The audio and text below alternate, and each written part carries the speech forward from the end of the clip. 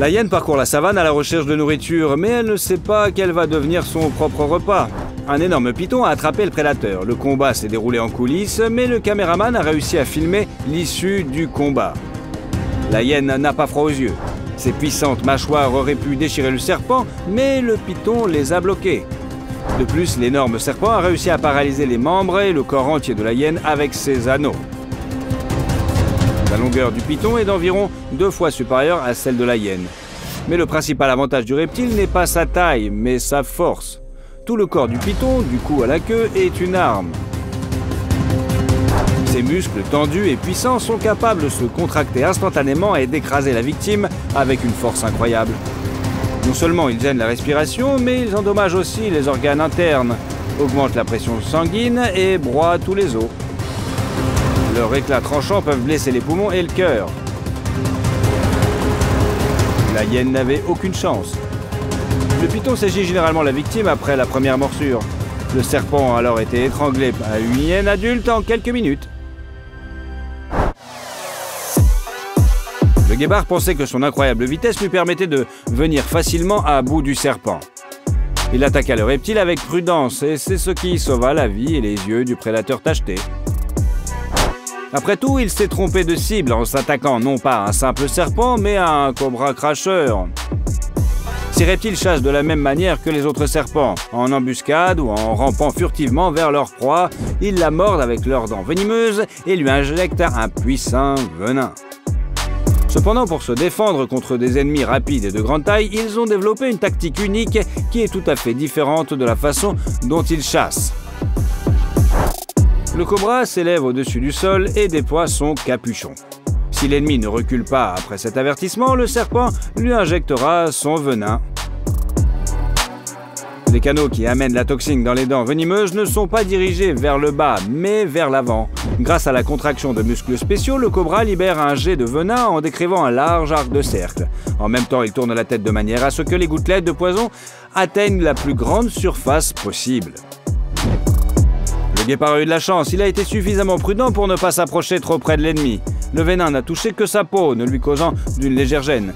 Mais il s'approche un peu plus, le cobra lui rentre dans les yeux. Une quantité suffisante de toxines rongerait la cornée, ce qui menacerait de provoquer une perte de vision permanente. Heureusement, le corps a du mal à produire un tel poison et le cobra économise son arme principale. Cela permet au guépard de se retirer à une distance sûre. Il est indemne, mais le guépard ne s'approchera plus jamais de ce cobra. Les serpents de mer semblent tout à fait inoffensifs face aux redoutables et agressifs taipan ou les corps. En effet, les reptiles qui préfèrent l'eau se caractérisent par une nature douce. Ils attaquent rarement les grosses créatures, essayant d'éviter tout simplement les conflits. Pour ce faire, les serpents de mer ont un corps parfaitement adapté à la nage. La partie caudale de leur corps est plate et allongée comme une nageoire. Grâce à elle, ainsi qu'à un corps fin et flexible et à une petite tête, ces reptiles sont capables de se cacher rapidement de la menace. Ils peuvent également pénétrer dans n'importe quelle crevasse et n'importe quel abri. La proie préférée de ces serpents est le poisson. En raison du foisonnement de la vie et de la diversité des espèces dans les eaux chaudes autour des récifs coralliens, la concurrence entre les créatures vivantes est très forte. Cela favorise le développement de différentes tactiques pour affronter les prédateurs et leurs proies. Ici, le poisson se croyant en sécurité, son corps étroit lui a permis de pénétrer dans une très petite crevasse sombre où il est presque impossible de le détecter. De plus, le corps du poisson est étroit mais allongé, ce qui le rend difficile à attraper et à sortir de ses cachettes. Mais ne sous-estimez pas les serpents de mer. Le reptile suit parfaitement ses proies sous l'eau et trouve rapidement un poisson impétissant. Il se jette sur le poisson, qui n'a pas eu le temps de s'échapper, ou du moins d'essayer de se défendre. Une seule morsure et le serpent avale sa cible. Les serpents de mer sont l'un des rares reptiles capables non seulement de mordre, mais aussi d'avaler leurs victimes sous l'eau sans risque de noyade. Ils ont également un pharynx extensible, ce qui permet aux reptiles d'avaler même un poisson qui n'a pas la forme la plus commode. Il existe plusieurs espèces de serpents de mer, mais avec des couleurs différentes et quelques autres différences. Ils ont tous en commun un corps plutôt mince et une petite tête. Il est intéressant de noter que la murène semble beaucoup plus menaçante avec ses mâchoires redoutables, ses yeux vitreux, ses dents puissantes et son corps large et plat. La murène est un poisson, mais elle ressemble à un serpent plus dangereux que les serpents de mer eux-mêmes. Apparemment, l'efficacité de son propre travail d'image a amené la murène à sous-estimer son adversaire. Au lieu de s'enfuir le plus vite possible à la vue du serpent de mer, la murène, plus grande et plus puissante, est sortie pour se battre. Elle veut terrasser le serpent et le manger, diversifiant ainsi son menu. Mais la murène ne sait pas à qui elle a affaire. Le serpent de mer s'élance courageusement dans la bataille et plante ses dents dans l'ennemi. Bien que le corps du reptile soit mince, il est incroyablement fort. Un poisson plus massif ne semble plus fort qu'à première vue. Grâce à sa musculature plus développée, le serpent est supérieur et domine facilement son adversaire, même s'il semble 2 fois plus mince. L'affrontement entre les habitants de la mer est dynamique et épique, car les adversaires se courbent, essaient de s'enchevêtrer et en même temps nagent dans l'eau en gardant l'équilibre. La murène ne peut plus se cacher dans les gorges entre les coraux. Le serpent s'y accroche fermement et commence à l'avaler. Le poisson n'a pas la force de résister.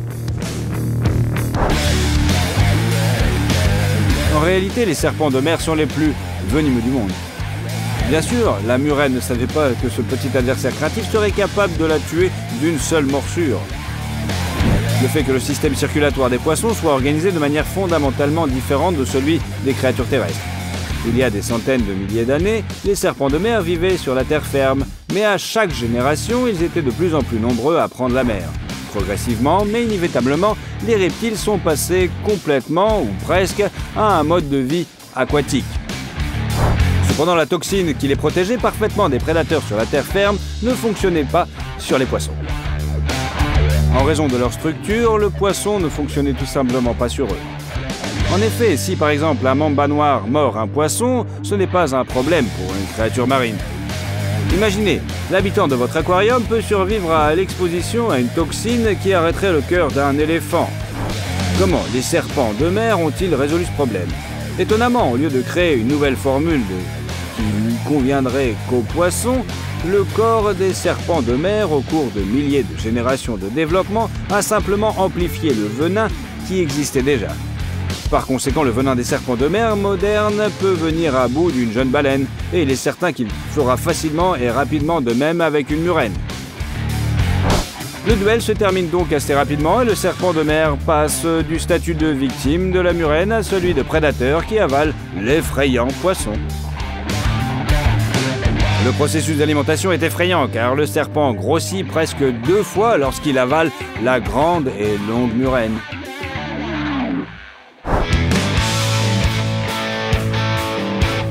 L'anaconda rentre dans la jungle à la recherche de nourriture. Comme les autres serpents, il explore son environnement non seulement par la vue, mais aussi par l'odorat en tirant constamment sa langue. Enfin, l'un des plus longs serpents du monde repère un caïman sur une pile de feuilles tranquillement. Les plus grands anacondas mesureraient, selon des témoins, plus de 6 mètres de long.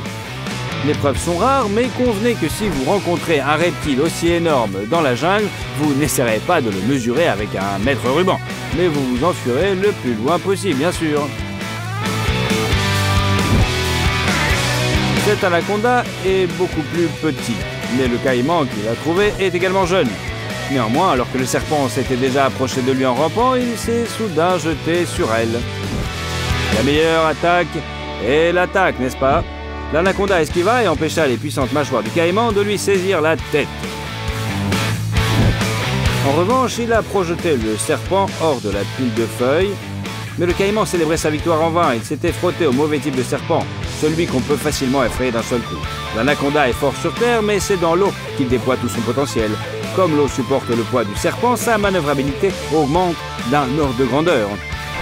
Il existe dans le monde des reptiles plus longs que l'anaconda, mais c'est le serpent le plus massif, c'est-à-dire le plus musclé de la planète. Le caïman se prélasse donc sur la plage avec ses poteaux. Dès qu'il s'approche de l'eau, l'anaconda l'attaque à nouveau. Les détails du combat sont restés dans l'ombre car tout s'est passé trop vite. Quelques secondes plus tard, l'anaconda et le caïman complètement emmêlés dans son corps. Il n'essaie pas de l'étrangler en lui serrant le cou. Au contraire, le serpent attaque tout le corps du reptile et écrase tout simplement sa résistance. Et lorsque ses anneaux causent des dommages critiques aux organes internes de l'ennemi, le serpent avale le caïman tout entier.